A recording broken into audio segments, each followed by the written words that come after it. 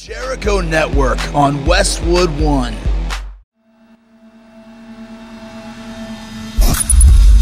Just before we get started with today's show, I want to fill you in on an upcoming episode of the Rock and Roll Twilight Zone. We're putting together a special Q&A episode. The episode will feature questions from you, questions that you feel have gone unanswered in previous episodes, or questions that we haven't even dealt with before on the show. Here's your opportunity to unload all of your burning questions. And if I can't answer it, we'll find the person who can. Record your questions, including your name and where you're from.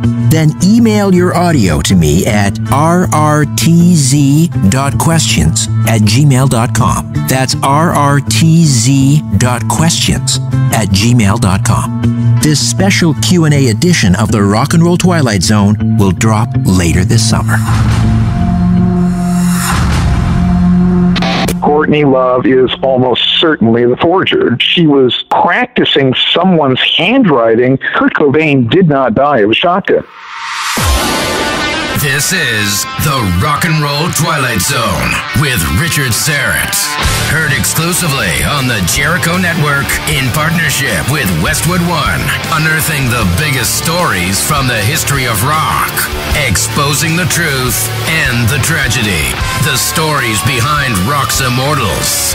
The Rock and Roll Twilight Zone. What might happen is that we blow your mind. Here's your host, Richard Serrett.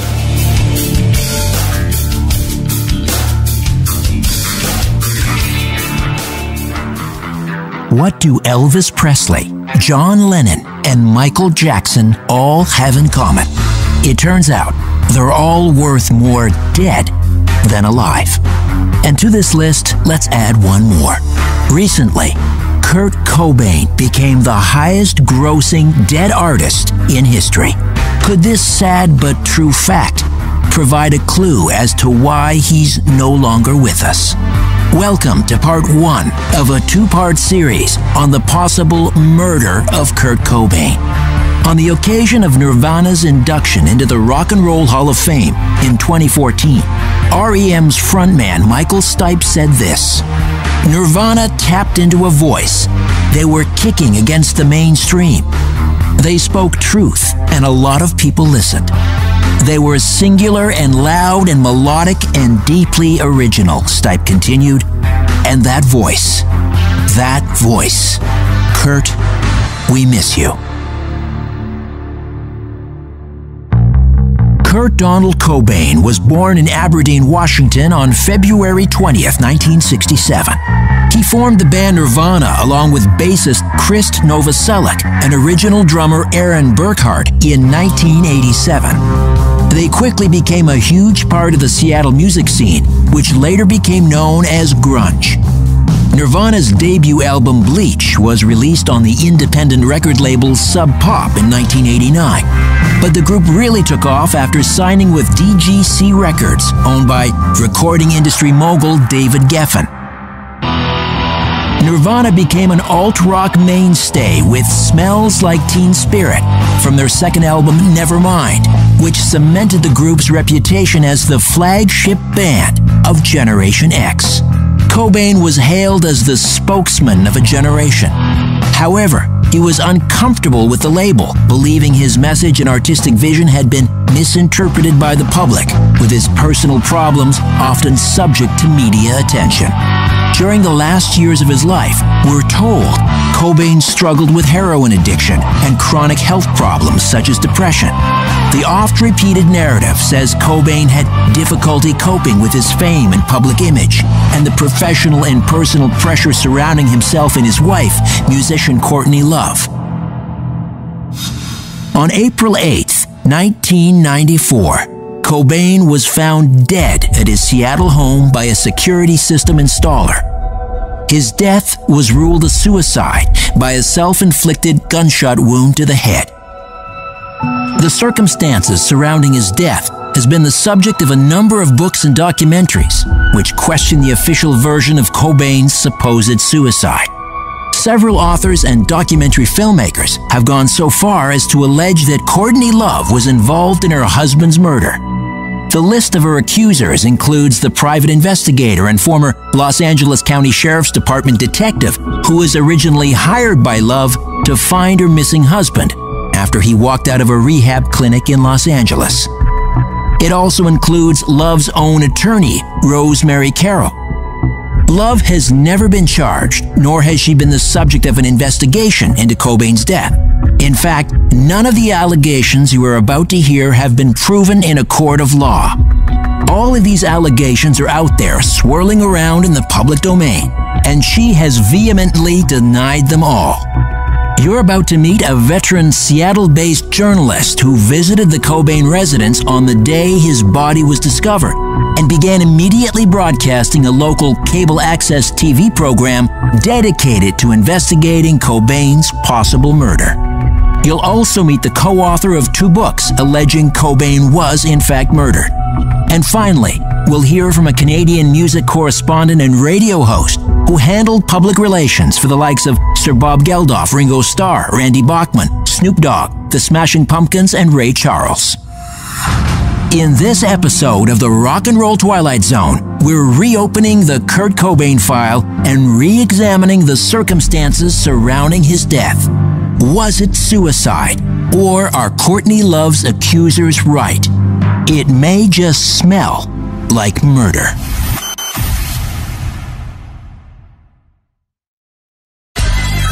Welcome back to the Rock and Roll Twilight Zone. Here's Richard Serrett. Our story begins less than a month before Kurt Cobain is discovered dead in his Seattle, Washington home. March 18th, Courtney Love calls 911 and claims Kurt has locked himself in a room with a gun and is suicidal. When the police arrive, Love admits that she lied, that she didn't actually see Kurt with a gun, and that Kurt did not claim he was going to kill himself. Cobain informs the police that he was not suicidal and that he locked himself in the room to get away from Courtney, as the two had been arguing. March 25th, Love stages a 5-hour drug intervention in an attempt to convince Cobain to seek treatment. Among those present are several members of Nirvana, excluding David Grohl, who disagreed with the intervention. Nirvana's manager Danny Goldman, attorney Rosemary Carroll, and Cobain's friend Dylan Carlson. Cobain grudgingly agrees to check into rehab. March 30th, Kurt Cobain and Dylan Carlson purchase a shotgun. According to Carlson, Kurt wanted the gun for protection of his family and wanted Carlson to purchase it as Kurt's other guns had been confiscated by the police. Kurt chooses a Remington M11 Sportsman 20-gauge semi-automatic shotgun that was set for light load. A box of shotgun cartridges was also purchased. March 26th, Love leaves Seattle and flies to California. She books a room at the Peninsula Hotel in Beverly Hills and would remain there until Kurt's body was discovered on April 8th. March 31st, Cobain officially begins his treatment at the Exodus Rehab Center in Marina del Rey, California. The next day, Cobain leaves Exodus Rehab. Max Wallace is the co-author of Who Killed Kurt Cobain and Love and Death, The Murder of Kurt Cobain. Kurt disappears from an LA rehab facility. He checks himself into rehab, and then he just disappears. He leaves the rehab. Nobody sees him leave. And at this point, Courtney Love enters the picture. She hires a private detective, Tom Grant, in LA, to find her husband. Because he was just at large for about a week there. And for a very wealthy, very famous person to be at large and unaccounted for in many ways, except for press reports that show him trying to, bum money from someone or being on an airline flight with Duff McKagan of Guns N' Roses. So nobody really knows when Cobain died, and nobody really has truthful stories about the days leading up to his death. There's even a whole Gus Van Sant movie called Last Days. But Last Days, which is a fictional film based on Cobain's last days, it just repeats the official lies. Obviously, Gus Van Sant, a Hollywood filmmaker, didn't make any special efforts to investigate on his own. That's Rich Lee, an independent investigative journalist in Seattle, who was the first person to claim Cobain's death was a homicide. In the days before the internet and social media, word of Cobain's disappearance from rehab traveled slowly.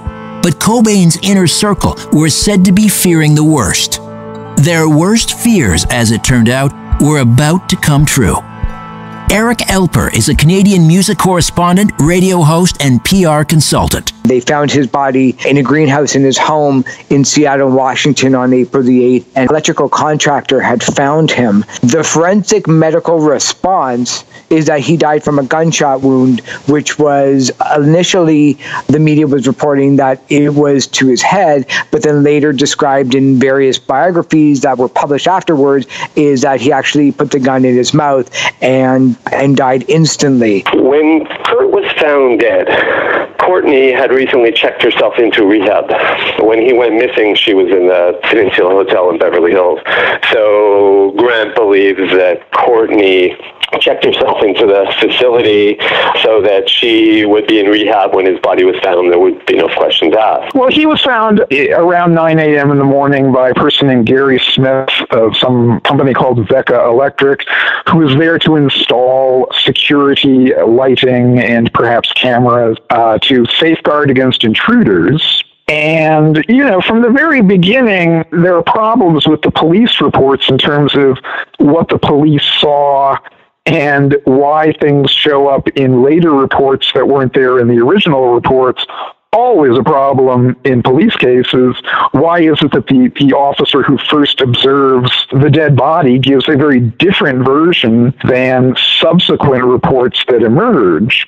For instance, his wallet was not on display showing off his Washington State driver's license. That's something that came up in later detectives' reports, you know, which are possibly fictional. And, you know, the original officer reporting does not see drug paraphernalia, which obviously played a very big part in the scenario that was concocted by the police. There were no fingerprints found on the shotgun. There was a supposed suicide note found near the body. And that is what led the police and investigators to conclude that it's an open and shut case of suicide. They find a suicide note, they find this guy dead with a shotgun in his mouth, and they jump to the natural conclusion. According to Rich Lee, not only were there startling inconsistencies in the police reports having to do with the death scene, the actual time of death was never definitively determined. There's a very substantial discrepancy between official statements about when Cobain died and when he actually died. Nobody really knows, but according to the person who signed the death certificate, Dr. Hartshorn of the King County Medical Examiner, it could be 24 hours longer before or 24 hours longer after April 5th. In other words, Dr. Hartshorn was completely non-committal. The person who signed the death certificate, totally non-committal about whether they got the date of death correct or not. In other words, this is not like some Law and Order episode where, you know, they do a quick electronic scan of the body and say, based on temperature, he's been dead about 6 hours. They had no idea. So the April 5th death date is incorrect in as much as it may be on the death certificate, but lots of parts of the death certificate are incorrect. When did Kurt Cobain actually die? I have very little confidence in stating anything other than it was, you know, sometime prior to April 8th. The first piece of evidence that researchers who suspect homicide point to is the 20-gauge shotgun Cobain supposedly used to take his life. Would it have been possible for anyone to take a long rifle such as this, turn it around and place the barrel in one's mouth and still reach the trigger? Max Wallace. Yeah, this long-barreled shotgun that he would have had to hold in a very awkward fashion, stick it in his mouth, and pull the trigger, considering the amount of heroin that was in his body at the time, and the maneuvering that would have taken place to shoot himself that way. It just doesn't make sense. How is that even possible? Because it was such a large gun, it wasn't a handgun. Kurt Cobain was not the biggest, tallest, strongest person around, and so it would have been really difficult for him to have done that anyway. But add to that, with his state of mind and with the drug that was in his system, you tend to let the body go a little bit, whether you're high or whether you're drunk, that you may not have all of your strength as much as you would think that you do, because you're kind of a little bit floating or sluggish.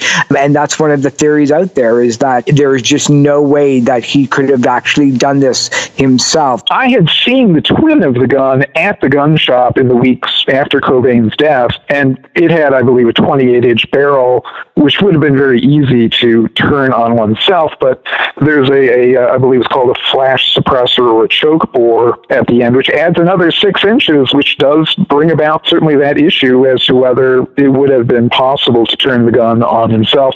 Although, to me, like so many of the issues that appear in treatments of the Cobain case, it's kind of a non-issue because Kurt Cobain did not die of a shotgun. When the Rock and Roll Twilight Zone continues, do the levels of heroin found in Cobain's system rule out the possibility of death by shotgun blast?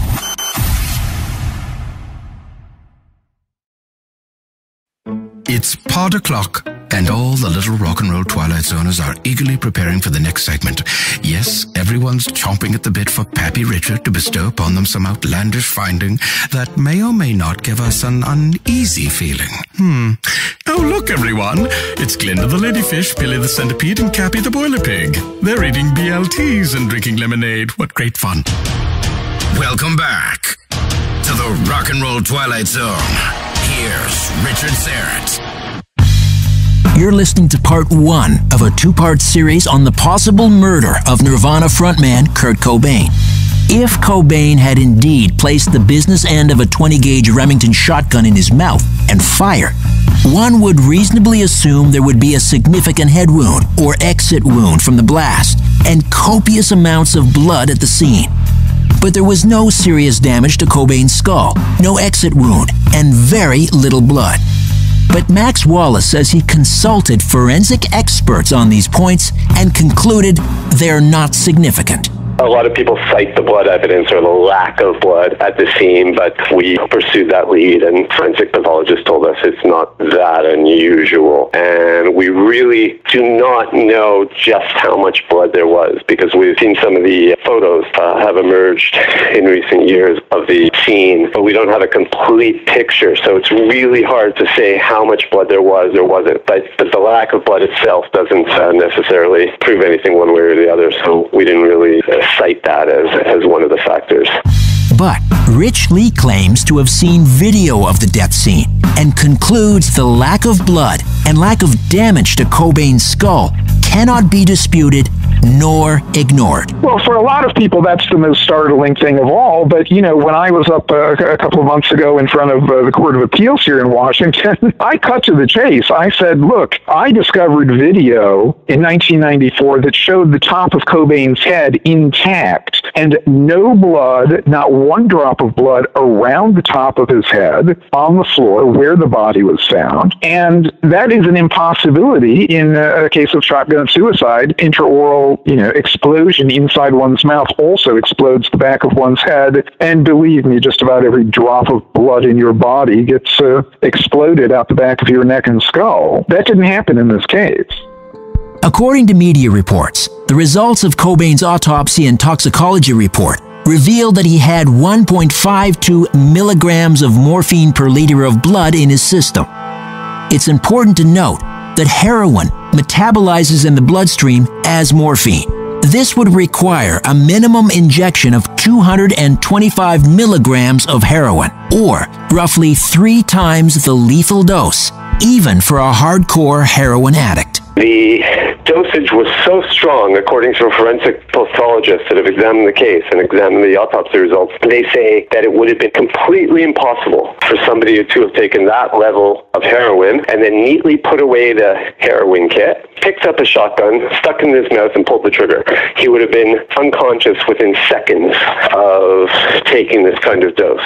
So it just doesn't add up. Even FBI investigators have told us that this is very suspicious. Yet, if you look at other possible scenarios, it would have been very easy for somebody to have shot up with him and given him an overly pure dose of heroin, and then, once he was unconscious, position the shotgun to make it look like a suicide. Law enforcement experts tell us this happens all the time. It's very easy to kill a junkie because you can do it this way and make it look like a suicide or an accidental overdose. When somebody like Kurt has been doing heroin and just that sheer amount of drugs for that long, you don't know whether or not if his body is not reacting the same as if it's somebody else that might have taken those drugs for a day or a week or a month or even a year. Your body tends to kind of build up some sort of immune system to things like that. On paper, sure, with that sheer amount, you would think it would kill anybody. But again, it's somebody else, I think, putting the emphasis on what they would think it would actually might be. There have been studies that have come out that say that heroin addicts develop a tolerance. And many heroin addicts told us the same thing, that what would, kill one person would be easily tolerated by somebody who's completely dependent on heroin and been taking it for years. And that's actually true. There's no question that tolerance levels vary and you can build up a very high tolerance. But forensic pathologists who have studied this case and the level of heroin that Kurt had in his body could not find a single case, not one single case in recorded history where somebody with the kind of levels that Kurt had would be able to shoot up and then function normally enough to, put away the heroin kit, pick up the shotgun. They say he would have been unconscious with the needle still stuck in his arm. Not dead yet, but unconscious. And when people talk about studies showing 2 or 3 times the tolerance level, they're not talking about the kind of level that was found in Kurt's blood. They're talking about the kind of levels for a fairly severe heroin addict.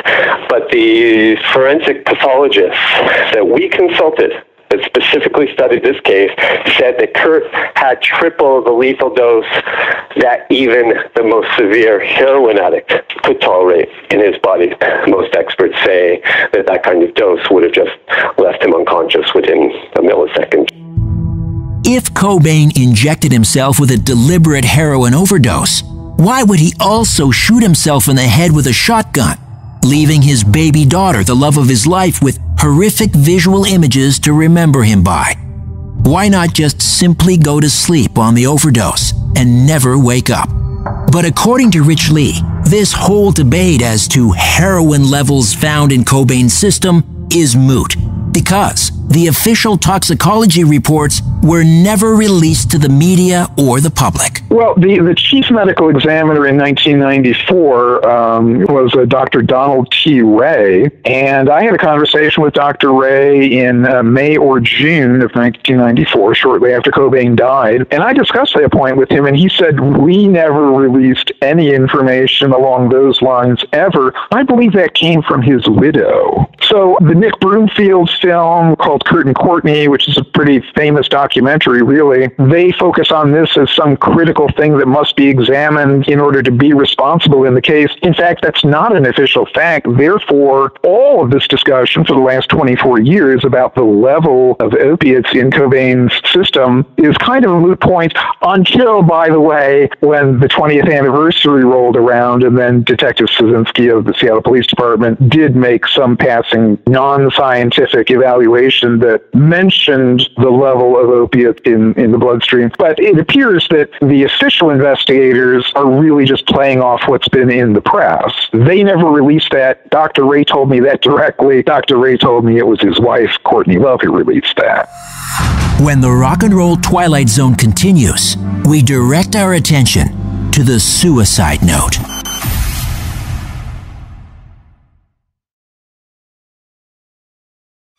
Welcome back.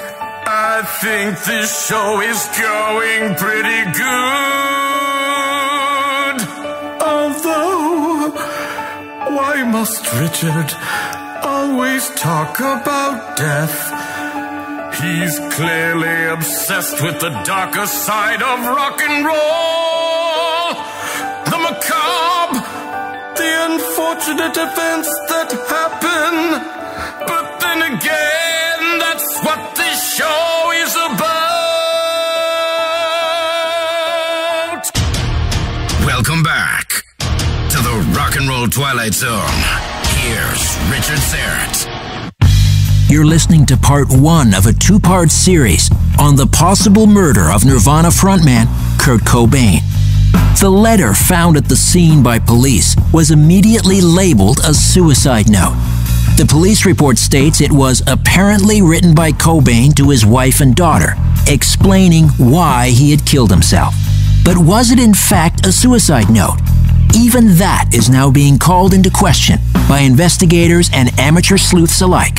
Max Wallace. But if you look at the suicide note, upon further close examination, you see that there's 2 different sets of handwriting, what appears to be 2 different sets of handwriting. And the first part of the note doesn't seem like a suicide note at all. It seems like a letter from Kurt to his fans explaining why he's quitting Nirvana. That note that was written didn't necessarily say that it was written to Courtney and his daughter. It was mostly for Nirvana fans, telling them why he wanted to quit the music business altogether. And in fact, that wasn't such a bizarre theory, because there's been talk that Kurt Cobain wanted to split up Nirvana. He wanted to get out of music and recording. He wanted to stop touring because he didn't like the way that some of the fans were treating not only other fans, but the style and the makeup of his fans, going from, a more punk-oriented attitude fan base to all of a sudden selling 25 million copies of Nevermind, and you have, jocks who he hated, the preppy, popular people who he hated being in his audience. So he just wanted to shed all of that. The only short footnote to Courtney and Francis and the handwriting was contained in those last couple of lines of the letter, and those were even questioned by several handwriting experts. I'm the only person that's really done a detailed analysis that's been published, basically in full. Unsolved Mysteries had an Oxford University guy named Reg Alton look at it, but they never released his report, so we don't really know what reasoning went into this Oxford professor's analysis of it. He raised that. He said that the bottom lines were different from the top lines. Everybody knows that. The most important thing to know about the suicide note, so-called, is that there are no connecting movements between the letters, and this is extremely contrary to the way that anyone can see that Kurt Cobain used a ballpoint pen. For instance, in the manuscript to Smells Like Teen Spirit, his greatest hit, the rate of cursive movement is roughly 50%. 50% of the words in the lyrics of Smells Like Teen Spirit are cursive, fairly elegant cursive. That's the way Cobain wrote. That's not the way that the forger wrote. The forger did not use connecting movements. In fact, the so-called suicide note is, I believe, 576 words long, and there's really only one plausible example of a 3-letter movement.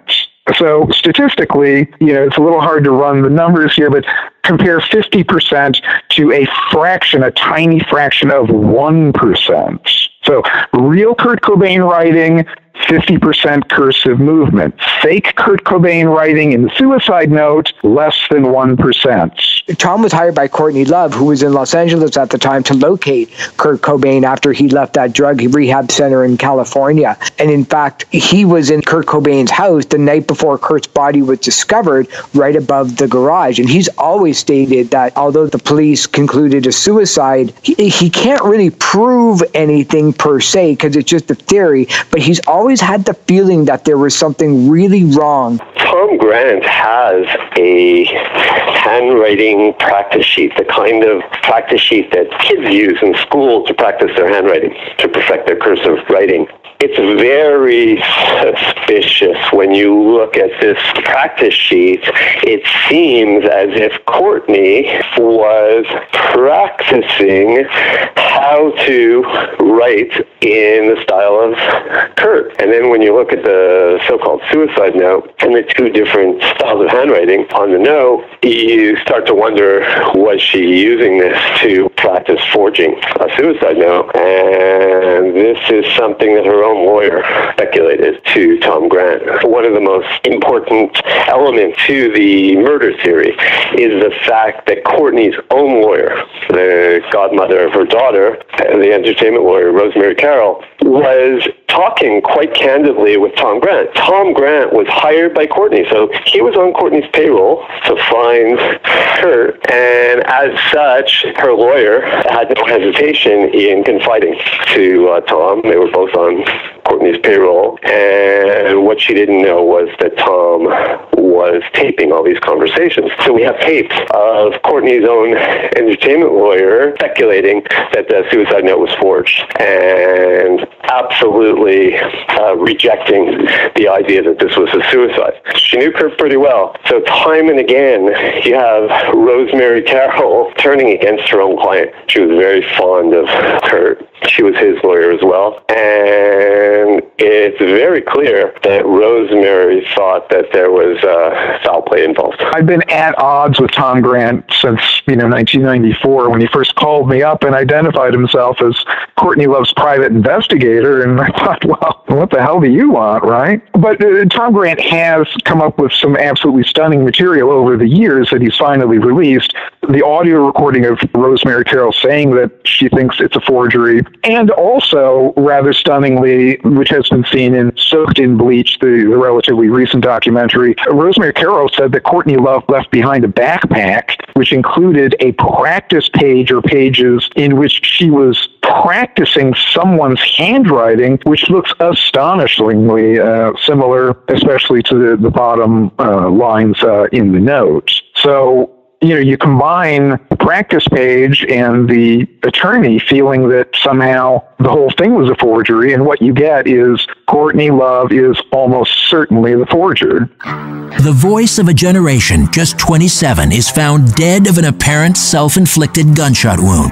Another deeply depressed rock star, hopelessly addicted to heroin and tired of living life in a fishbowl. That's the official narrative. But is that narrative a carefully spun mythology? Is it beginning to unwind? Was the shotgun too long? The levels of heroin in his body too high? Was the supposed suicide note a forgery? There is much more to this story. Many more questions to be answered.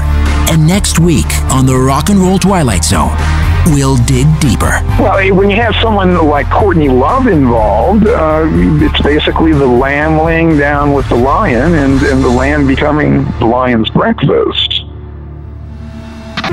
Kurt Cobain once famously said, "Just because you're paranoid doesn't mean they aren't after you."